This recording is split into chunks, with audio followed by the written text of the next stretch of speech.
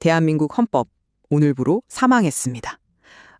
다소 충격적인 선언이죠. 더 디베이트에 오신 것을 환영합니다. 네, 반갑습니다. 방금 들으신 저 강렬한 문장이 과연 42년 된 우리의 낡은 헌법이 수명을 다한 것인지 아니면 이를 고치려는 그 권력의 방식이 오히려 헌법적 가치를 훼손하고 있는지 이 아주 뜨거운 논쟁의 한가운데서 나왔습니다. 맞아요. 오늘 우리가 함께 해부해볼 핵심 자료가 바로 내일 국회 표결을 앞둔 헌법 개정안, 그리고 다가오는 지방선거를 대비한 선거 범죄 엄정 대응 시시, 이렇게 두 가지를 담고 있죠. 네, 그 대통령의 대국민 발언과 지시사항이 담긴 자료인데요. 이걸 보면서 국가 권력이 과연 어떤 방식으로 행사되어야 하는가 이런 근본적인 질문을 마주하게 됩니다. 저는 이 자료를 꼼꼼히 분석하면서 1987년에 제정된 현행 헌법의 한계를 이제는 좀 쿨하게 인정해야 할 때다 이런 생각이 들었거든요. 현실을 인정하자는 거군요. 그러니까 모든 걸 완벽하게 고칠 수 없다면 사회적 합의가 가능한 사안부터 순차적으로 개정해 나가는 실용주의적 접근, 이게 지금 우리 국가의 미래를 위해 필수적이라는 입장입니다. 그 실용주의라는 명분 자체에는 저도 어느 정도 공감합니다. 하지만 제가 오늘 짚고 넘어가고 싶은 건요, 아무리 좋은 명분의 부분 개헌이라도 그 반대 의견을 불법 개헌 옹호로 낙인 찍는 이분법적인 수사, 그리고 선거를 앞두고 국가 사정기관을 총동원하는 강경 대응 지시, 이것들이 결합되었을 때 우리 민주주의에 미칠 수 있는 아주 치명적인 위험성입니다. 네, 그 우려가 어떤 맥락에서 나오는지는 충분히 이해합니다.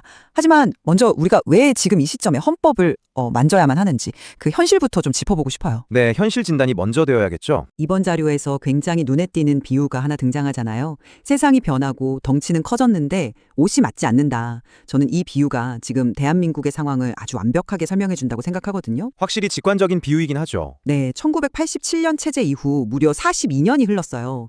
경제력, 문화적 위상, 시민의식, 모든 면에서 대한민국은 거의 잃었는데 국가의 운영체제는 여전히 80년대 버전에 머물러 있다는 겁니다. 옷이 맞지 않아서 훌쩍 커버린 팔다리가 다 삐져나와 있다, 이런 현실인식에는 저도 전적으로 동의합니다. 고쳐 입어야죠. 그렇죠. 고쳐야죠. 그런데 여기서 딜레마가 발생합니다. 아니, 옷이 안 맞으면 새 옷으로 아예 싹 갈아입으면 되잖아 라고 생각하실 분들이 많을 거예요. 이른바 전면 개헌이죠. 가장 깔끔한 방법이긴 하니까요. 네, 그런데 현실 정치에서 이 전면 개헌이라는 건 사실상 불가능에 가깝거든요. 권력 구조를 어떻게 바꿀 것인가를 두고 정치적 이해관계가 너무 극심하게 충돌하니까요. 그러다 보니 완벽한 합의를 기다리다가 42년 동안 아무것도 못한 겁니다. 네, 그 답답함은 이해합니다. 그래서 이번 자료에서 제시하는 실용적인 접근, 즉 할 수 있는 것부터 합의된 것부터 순차적으로 하자, 이 제안이 굉장히 합리적이라는 거죠. 그런데요, 그 합의된 것부터 하자는 논리 구조 자체가 가진 함정을 우리가 좀 깊이 들여다봐야 합니다. 함정이요? 예를 들면 어떤 부분에서 함정이 있다는 거죠? 그러니까 특정 개헌안을 제시하면서 자료에 등장하는 워딩을 한번 유심히 보세요.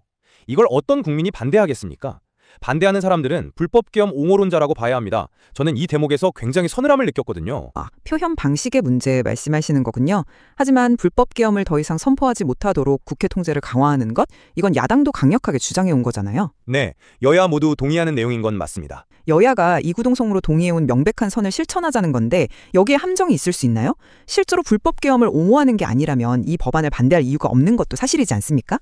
그렇지 않습니다. 방금 말씀하신 게 바로 권력자가 파놓는 프레임의 함정에 빠지는 전형적인 패턴이에요. 고도의 수기가 필요한 헌법 개정 절차를 절대성과 절대악이라는 프레임으로 가둬버렸다는 거죠. 그게 왜 함정이 되죠? 조금 더 구체적으로 설명해 주시겠어요? 불이 난 집에 물을 뿌려야 한다는 명제에는 누구나 동의합니다. 하지만 어떤 호스를 쓸 것인가, 혹은 물통의 크기는 적절한가를 묻고 따지는 이웃을 향해서 너 지금 방어범 옹호하는 거지? 라고 몰아붙이는 구조라는 겁니다. 절차적 이견을 제기하는 것조차 원천 차단한다는 말씀이시군요. 맞습니다. 헌법은 국민 전체의 약속이잖아요. 절차나 세부 내용에 대해 이견을 제기하는 것조차 반민주주의자로 낙인 찍는다면 그것은 민주주의를 수호하겠다는 명분 아래 민주주의의 핵심인 다원성을 파괴하는 모순을 낳게 됩니다. 저는 그 말씀이 약간 현실 정치의 절박함을 간과한 이론적인 기우처럼 들리기도 합니다. 다원성, 절차적 정당성 다 좋고 아름다운 말이죠. 하지만 당장 불이 나서 지붕이 무너지게 생겼는데 호스 색깔을 두고 토론만 하고 있을 순 없지 않습니까? 토론을 하지 말자는 게 아니죠. 토론할 권리 자체를 뺏지 말자는 겁니다. 제 말은요, 불법적으로 정권을 유지하려고 계엄을 선포해서 군대를 동원하는 이 끔찍한 사태를 헌법으로 원천 차단하자는데 사실 이론의 여지가 있을 수 있느냐는 겁니다. 이건 획일성을 강요하는 게 아니라 상식의 재확인이라고 봅니다. 상식의 재확인이라고 부르기에는 그 상식을 강요하는 방식이 너무 폭력적이라는 게 제 문제의식입니다. 마침복을 빙자해서 기성복을 억지로 입히면서 사이즈 안 맞다고 불평하는 사람은 옷 입을 자격도 없다고 말하는 것과 같아요. 약간 과장된 비유 같긴 한데요. 모든 국민이 동의한다는 전제 자체가 굉장히 자의적인 해석입니다. 일반 법률도 아니고 국가의 정체성을 규정하는 최고 규범인 헌법을 수정할 때는 그 내용의 정당성만큼이나 거기에 도달하는 절차의 포용성이 생명이거든요. 절차의 포용성이 중요하다. 네. 반대할 권리 자체를 도덕적으로 거세해버리는 방식은요, 훗날 또 다른 권력자가 자신의 입맛에 맞는 개헌을 추진할 때 아주 훌륭한 선례로 악용될 수 있습니다. 반대할 권리의 도덕적 거세라? 그럼 자연스럽게 두 번째 논점으로 넘어가서 그 합의의 본질을 더 깊이 파헤쳐보죠. 자료에 나오는 5.18 민주화운동 및 부마항쟁 정신의 헌법 전문 수록 문제를 예로 들어보겠습니다. 네, 아주 좋은 예시네요. 이건 단순한 도덕적 주장이 아닙니다. 국민이 맡긴 총칼로 헌법 질서를 파괴한 사건이 다시는 벌어져서는 안 된다는 것. 이건 지난 수십 년간 우리 사회가 엄청난 피와 눈물을 흘리며 도달한 보편적 합의거든요. 네, 그 역사적 가치는 분명하죠. 자료에서도 분명히 지적하듯 기념일만 되면 여야 할 것 없이 다들 전문 수록에 동의한다고 공개적으로 선언해 왔습니다. 그런데 막상 헌법 전문에 명문화할 기회가 오니까 지금 말씀하신 절차적 포용성 같은 여러 핑계를 대며 미루려 한단 말입니다. 핑계라고만 볼 수는 없습니다. 권력자 입장에서 아니 밖에서는 다 찬성해놓고 막상 하려니까 왜 딴지를 거느냐 이렇게 강하게 비판하는 건 지극히 합리적인 추론 아닌가요? 무한정 수기만 반복하자는 건 결국 기득권의 시간 끌기에 불과합니다. 5.18 민주화운동이나 부마항쟁 정신이 우리 민주주의의 숭고한 뿌리라는 역사적 가치를 부정하는 사람은 이제 거의 없습니다. 명백한 사실이죠. 하지만 제가 짚고 싶은 건 헌법 전문이 갖는 법적, 구조적 무게감입니다. 네, 그 무게감 때문에 헌법에 넣자는 거잖아요. 헌법 전문은 단순히 과거의 역사적 사건을 보기 좋게 나열해두는 진열장이 아닙니다. 국가가 앞으로 어떤 가치를 최우선으로 두고 나아갈 것인지 이념적 지향점을 선언하는 일종의 국가적 DNA를 심는 작업이거든요. 당연하죠. 그러니까 더더욱 그 숭고한 민주화 정신을 DNA로 심어야 하는 것 아닙니까? 넣는 것 자체가 문제가 아니라 그것이 향후 우리 법체계에서 어떻게 작동할 것인지에 대한 치열한 논의가 생략된다는 게 문제입니다. 향후 하위 입법이나 대법원 판결에 어떤 구속력을 가질지 법률가들과 시민사회 안에서 논의가 수반되어야 정상이죠. 하지만 그 치열한 논의라는 것도 이미 지난 수십 년간 공론장에서 충분히 이루어졌다고 보는 게 현실적이지 않나요? 논의의 기간이 중요한 게 아니라 실제 규범화 단계에서의 태도가 중요합니다.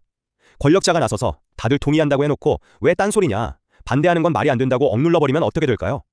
반대 의견을 위축시킬 수 있다. 합리적인 우려를 제기하고 싶었던 학자나 시민들조차 저 역사적 가치를 폄훼하는 세력으로 찍힐까 봐 자기검열에 빠지게 됩니다. 합의의 본질은 결과에만 있는 게 아니라 과정에 있습니다. 과정이 강압적이라면 그 조문은 생명력을 잃는 거죠. 생명력을 잃는다는 표현을 쓰셨는데 오히려 저는 제 기능을 하지 못하는 낡은 제도를 붙잡고 방치하는 것이야말로 국가 시스템의 생명력을 앗아가는 일이라고 생각합니다.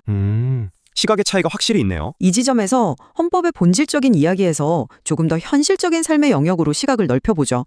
자료의 후반부가 집중하고 있는 선거범죄 엄정 대응 지시 말입니다. 네, 헌법의 주인이 국민이고 그 주권을 행사하는 가장 핵심적인 메커니즘이 선거니까요. 자연스럽게 연결되는 주제네요. 맞습니다. 자료에서도 선거가 민주공화국에서 대리인을 뽑는 가장 중요하고 숭고한 절차라고 명시하고 있습니다. 그런데 이 선거가 흑색선전, 금품 매수 같은 범죄로 오염된다면 우리 민주주의는 어떻게 될까요? 심각한 타격을 입겠죠. 저는 여기서 아주 명확한 비유를 하나 들어볼게요. 민주주의라는 튼튼한 집을 짓고 있는데 이 집을 지탱하는 기둥이 바로 선거입니다.